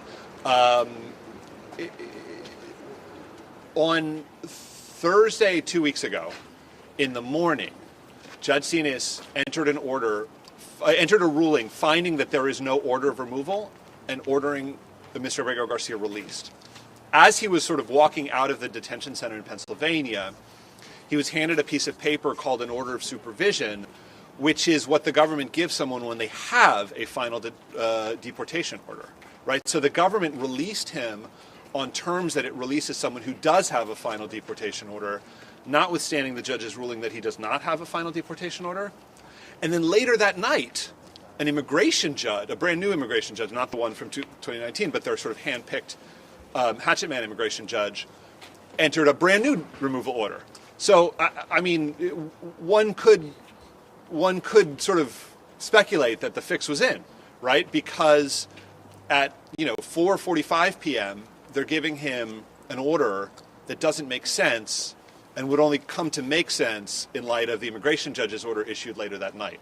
So I think that's exactly what she zeroed in on. Why are you ordering him released as someone with an order of deportation if I already found that he doesn't have an order of deportation? And the government's only answer to that was, oh, it was a mistake. Sorry about that. You mentioned in court that he was literally in a double bind. Can you explain and elaborate on that? Yeah, I mean, the government keeps saying, and they even filed in their papers saying, look, he's complaining about detention, but he has the end of detention. It's in his power, right? He can self-deport. That's exactly what he's been trying to do for all this time, right? Is take Costa Rica up on its offer of refugee status, right? And so it was sort of bitterly ironic for the government. They say this in all their immigration cases, where an immigrant is challenging detention. They say, well, if you don't want to be detained, just deport yourself. But for them to say that in this case, where that's actually what he's trying to do, was quite bitterly ironic to read. And you explained he has 2 bracelets. Is that correct? Yeah, that's right. I mean, one from ICE and one from the U.S. Marshals. Given everything that the families did through the last 7 months, what, from your perspective, does it mean for an individual personality? Yeah, I mean, it has been a tremendous roller coaster of emotions from them, right? On Thursday morning, they get the order ordering his release on a same-day basis. That night, the immigration judge sort of gins up a new retroactive deportation order. He's given a piece of paper saying he's got to check in at the ICE office in Baltimore the following morning. He knows that he's going to be taken into arrest because, as the judge said, it's deja vu all over again. That's what they do in that office, is they arrest people. That's what they did to him last time he was in that office. Literally, as he's walking up the steps, he doesn't know to the building. He doesn't know whether he's going to come out or not. We get the order essentially as he's going into the building. He learns that he's going to be allowed to come back out again, but it's a temporary order. It only lasts through today's hearing. Doesn't know what, again, comes to this courthouse not knowing whether he's going to walk out the front or back door. The judge extends the order, but now only extends the order for a limited period of time. So it's it's just been one earthquake after another for this family. And of course, I'm sure they're incredibly gratified that they're going to be together for Christmas and New Year's, but the sword is still very much hanging over all their heads. Que ha sido realmente una montaña rusa de emociones para esta familia en la última semana y media. Reciben la noticia de que lo van a dejar libre el mismo día, pero esta misma tarde, mientras él está saliendo del centro de detención, le dan una orden de que se presente en la oficina de ICE la mañana siguiente para que lo arresten. Amanece aquel mañana, sale de la casa no sabiendo si va a volver a la casa. Mientras está subiendo las gradas para entrar al edificio de ICE, recibe una orden de esta corte que no lo pueden volver a arrestar. Pero la orden solo dura 2 semanas hasta la cita de hoy. Nuevamente llega aquí hoy a este edificio no sabiendo si va a salir por la puerta de enfrente o si lo van a sacar de la puerta de atrás. La jueza decide extender su orden de no arresto, pero nuevamente de manera temporaria. No sabemos cuándo va a fallar, pero probablemente va a ser un par de semanas no más. Entonces, seguramente la familia está muy agradecida, muy contentos de que pueden estar juntos durante estas Navidades y Año Nuevo, pero la espada todavía está encima de su cabeza, realmente. Simon, DOJ made mention during this hearing of this finding in 2019 that Mr. Diego Garcia was a danger to the community. There's obviously been debate about that original finding. Can you respond first to the original finding and then the fact that DOJ brought it up here and the judge's response? briefly, saying, that was 6 years ago and kind of poo-pooing. Yeah, I mean, the criminal court judge in Tennessee made a finding that Mr. Abrego Garcia is not a danger to the community, is not a flight risk. He did put him on very strict conditions of release, right? You're not going to see him, walking around in suburban PG County. He's on very strict conditions of release. The government keeps bringing up this notion that he's some kind of MS-13, leader. And it's just been how many courts that this case has now been in front of over the past year, and not one of them has found any evidence to support that. In any event, he's still under criminal indictment, right? There's a trial scheduled to begin in a month from today, right? And so his conditions are very restricted pending that trial. But the notion that he needs to be taken back into detention for the safety of the community is one that the district court judge in Tennessee has already roundly rejected. Can you explain what your reaction would be to what was identified as the most likely basis for the government to seek detention again? It was in the weeds. Yeah, it's very in the weeds, but I just think the government is at this point almost sort of desperately flailing around for any statutory, sort of their first statutory basis to detain him. Judge Sinas about a week and a half ago kind of took an axe to that, so they're now flailing around trying to find a separate independent statutory basis for detention. It just goes to show, again, that they're just desperate to find any legal excuse, any legal hook to take him back into an ICE detention center, which is, of course, completely unnecessary, given the facts of this case, given everything the government has found.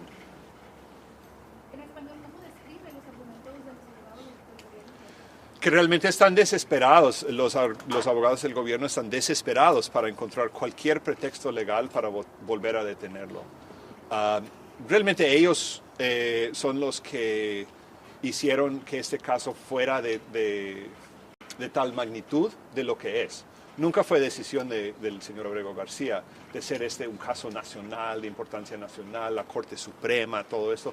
Eso siempre ha sido decisión del gobierno. Entonces, por sus propias decisiones, por sus propias acciones, se sienten de pronto con la espalda contra la pared y están en este momento desesperados de encontrar cualquier pretexto legal para volver a detenerlo. Thank you. Sure. The basis that they're floating now is a pre-fund right? They're talking about the cases getting out of that. Would that expire automatically in 30 days? Yes, exactly. And 10 of those 30 days have already run or something like that, right? So really, essentially, their best argument at this point, and that's giving them a lot of credit and taking for granted a lot of things that we don't agree with, but their best argument at this point would justify them taking him back into detention for 20 days and then releasing him again, right? And so, there's just no need for that.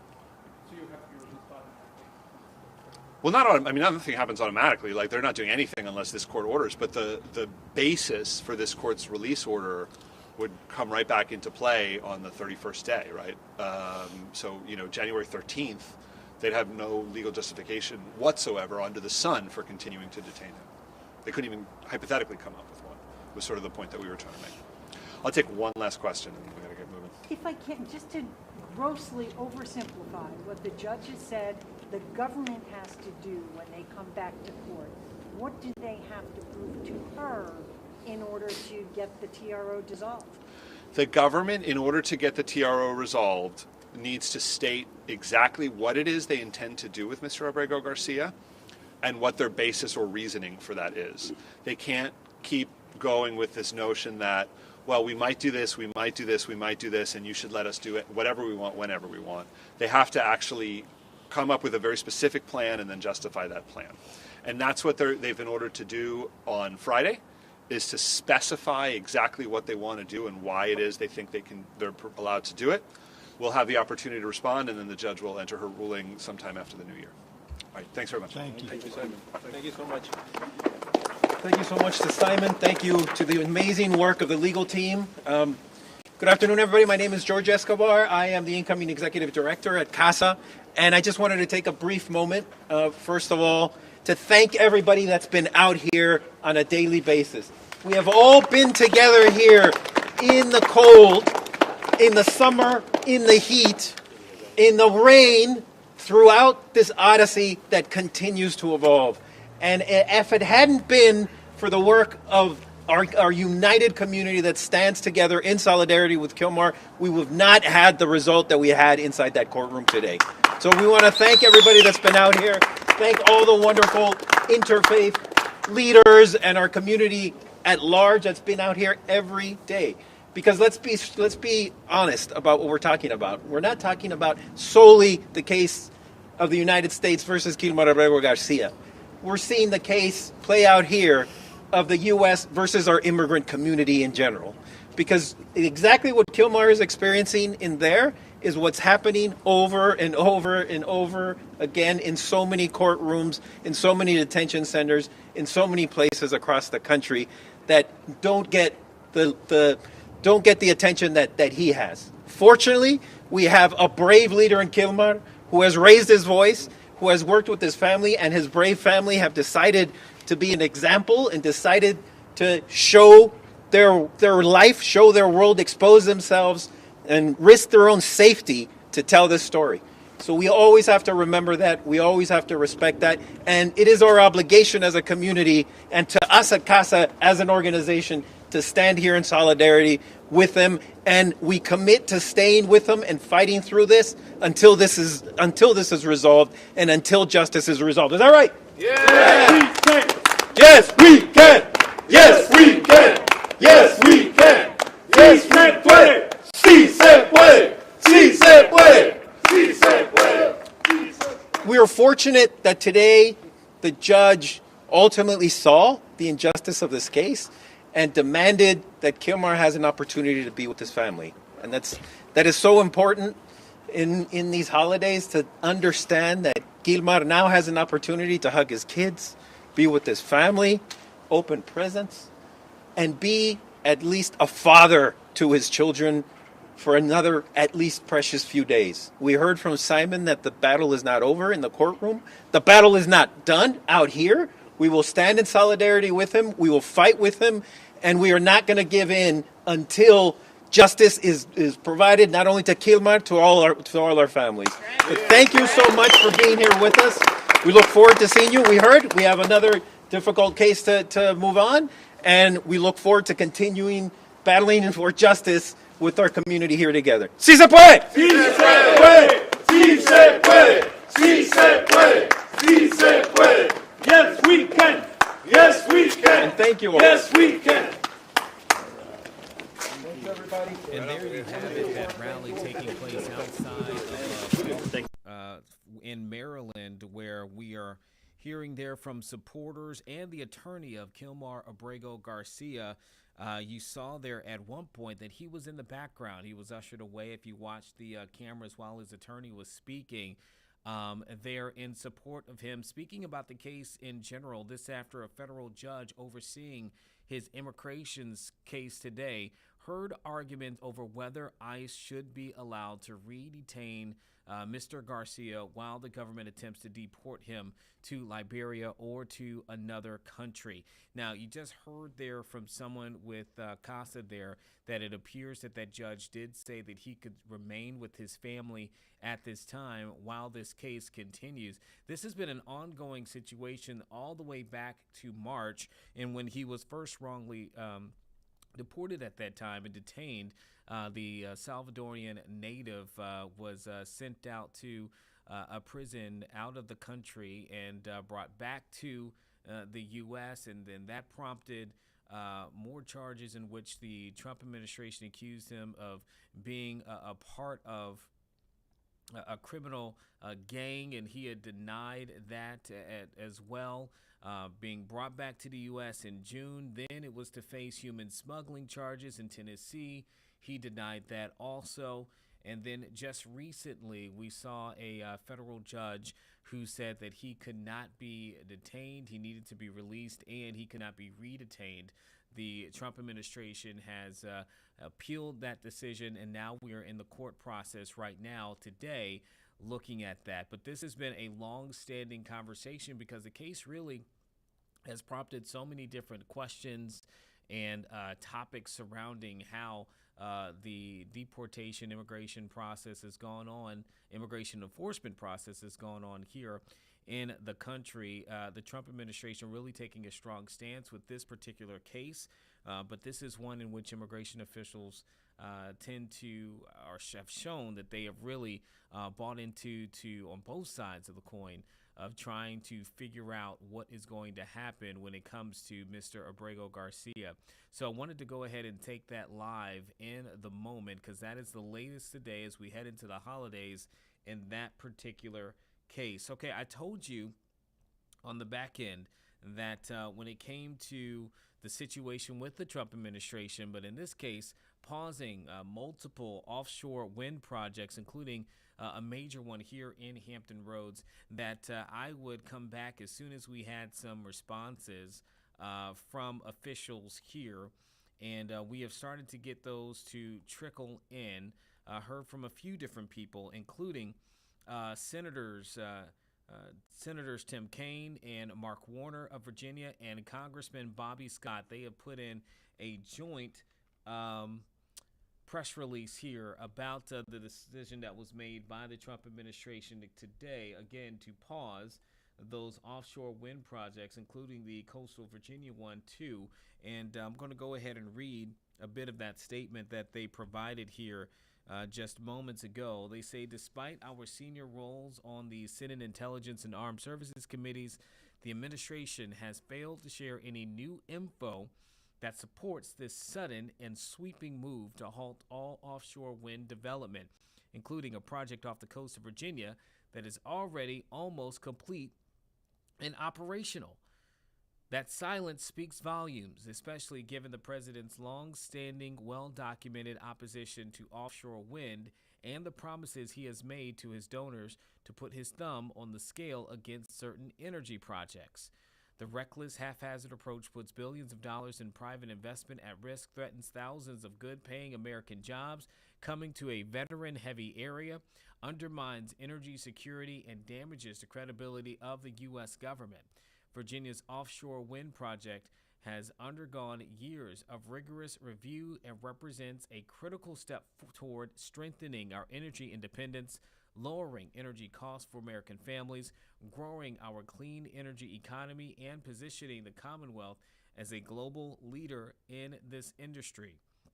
They said when a project that has met every requirement is suddenly stopped without explanation, it is fair to ask whether this decision is being driven by evidence or by personal and political grievance. Again, those are comments in a joint statement by Senators Mark Warner, Tim Kaine, and Congressman Bobby Scott, all Democrats out of Virginia. Again, this coming after the Trump administration announced today that it is pausing those offshore wind projects in multiple states, including Virginia, but also in Massachusetts and Connecticut, and then 2 projects in New York, all along the East Coast there, and citing security concerns, security risks, national security concerns that they did not exactly specify with the announcement. I read you earlier a press release from Dominion Energy that said that this pause is 90 days from what their understanding is from the Interior Department, which oversees offshore wind. And Dominion Energy is also pushing back against this, saying that the project is needed and has brought about many benefits, saying that they are ready to do what is necessary to get vital electrons flowing as quickly as possible. We expect to hear a lot today from our local leaders and others regarding this particular decision. As you heard there from the elected officials, this project, which is between like 27 to 44 miles offshore on the Virginia Beach area, it is supposed to bring a lot into the community. Now, back in February, just to kind of let you know, because you heard them say it's almost complete and operational, Dominion Energy reported back in February again that the project was about 50% complete and remained on schedule to begin generating power by the end of this year, despite those rising costs. The estimated price tag has increased roughly 9% from $9.8 billion to $10.7 billion. By our reporting, that is largely due to higher grid connection costs that was assigned to the project and its regional electric grid operator. Dominion said then, though, that the offshore construction remains within its budget under an agreement approved by Virginia regulators back in 2022.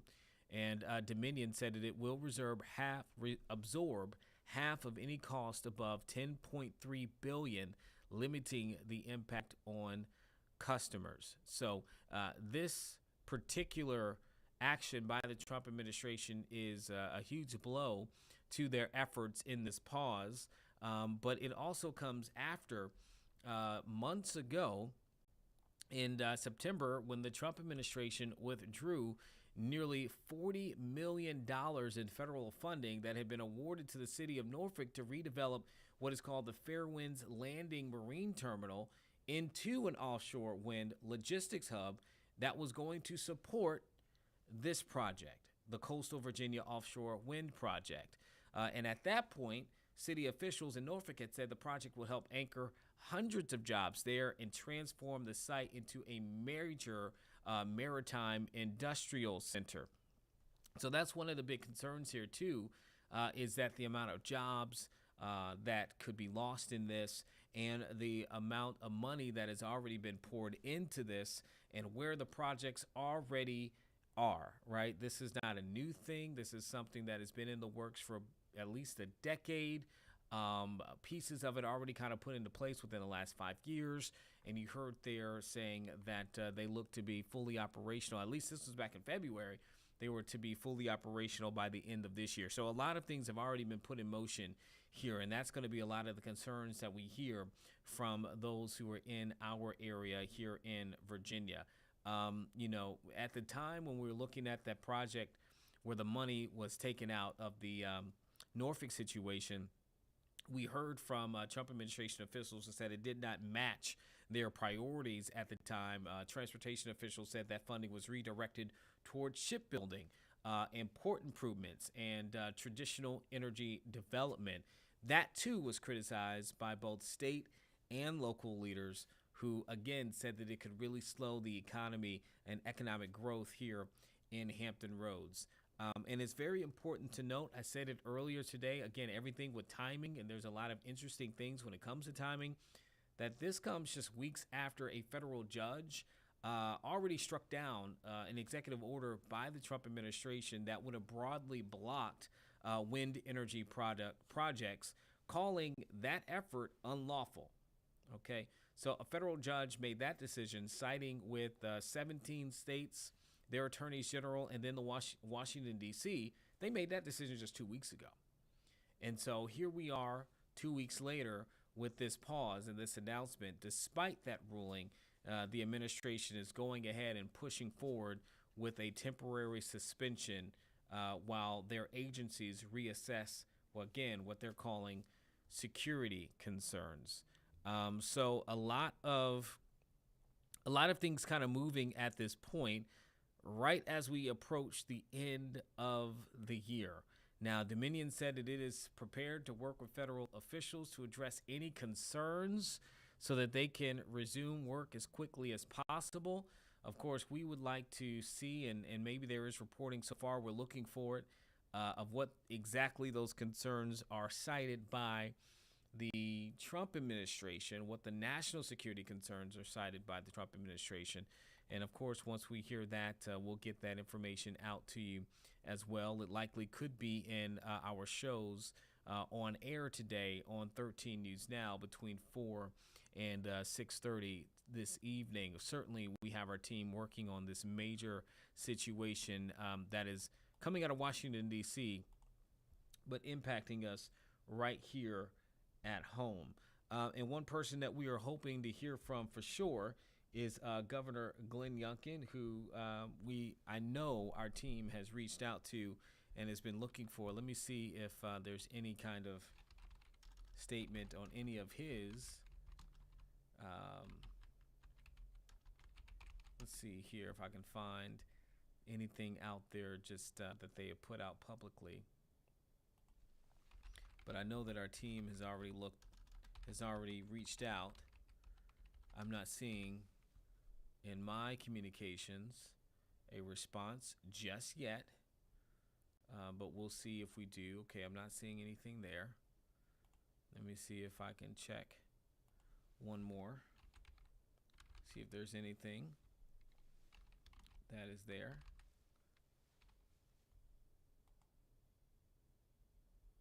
Currently not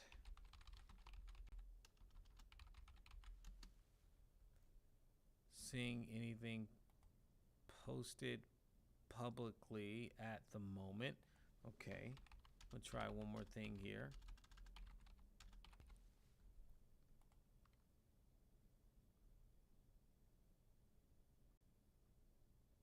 Okay, I'm not seeing anything just yet, but that doesn't mean we won't get anything. Again, our team has reached out already, and we will await a response if we receive one. Okay, so here we go. Again, talking about Governor Youngkin awaiting his response about this pause by the Trump administration of the offshore wind projects. Let's see if we can cue up something that I wanted to show earlier just a little bit, and this was actually. Oh, no, we don't have it here at the moment. We did have a video that was showing the governor speaking before state lawmakers. And, you know, when we look at all the offshore wind and the projects that have happened, a lot of that and a lot of what's happened in the last few years have obviously happened during his tenure as well. In terms of revenue growth and those things, that's what a lot of lawmakers are pushing for. I wanted to see if we had something here that could play a little bit of his response, his address, to fellow lawmakers just days ago. Let's see here if this is it at the moment. Here we go. Let's see here. As he prepares to be out of office here soon, in a matter of weeks, to be replaced by Governor-elect Abigail Spanberger, who will be sworn in January after winning the election here in November. And let's see here. Just going to play a little bit of this.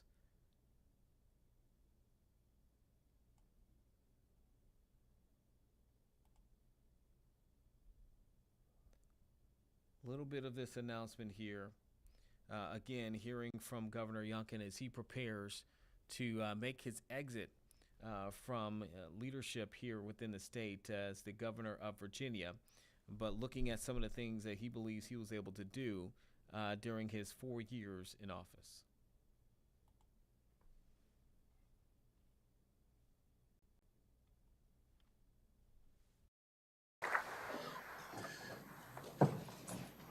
Governor, the floor is yours, sir. Thank you, sir.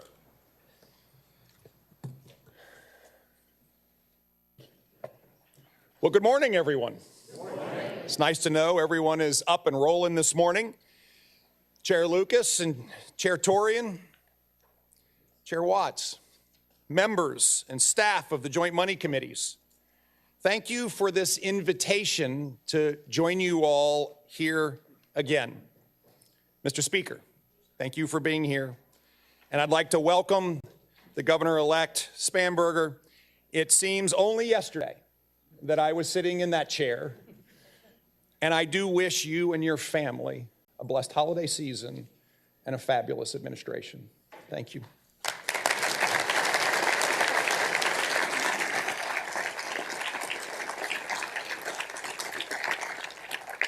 Once again, we come together to discuss Virginia's financial strength and how to best be good stewards of the enormous resources.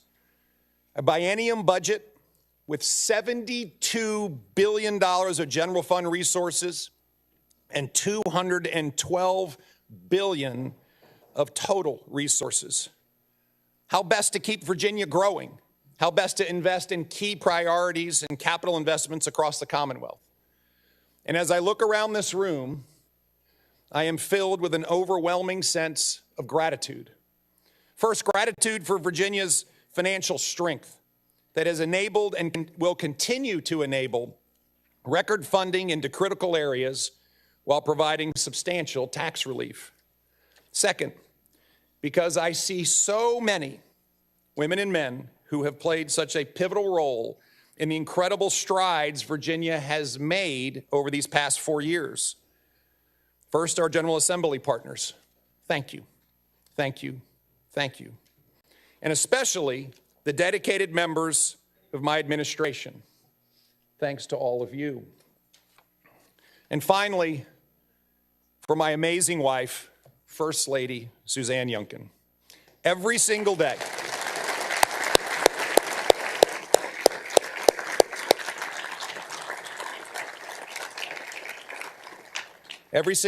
Suzanne makes our Commonwealth a better and a brighter place. Thank you for your tremendous service. When we first came together in January 2022, I talked about the need for us to lower the cost of living for hardworking Virginians, especially through tax relief. Open Virginia for business to create jobs and grow opportunity. Liberate Virginia from overregulation and reduce the cost of bureaucracy. Deliver excellence in education with student-centered schools that prepare students for life, with parents at the head of the table and tremendous support for our teachers. To keep our communities safe by supporting law enforcement and holding criminals accountable. Transforming our behavioral health system that was overwhelmed by Virginians in need. Preserving the vast natural resources that our Lord has blessed Virginia with. And transforming government to serve the people of the Commonwealth.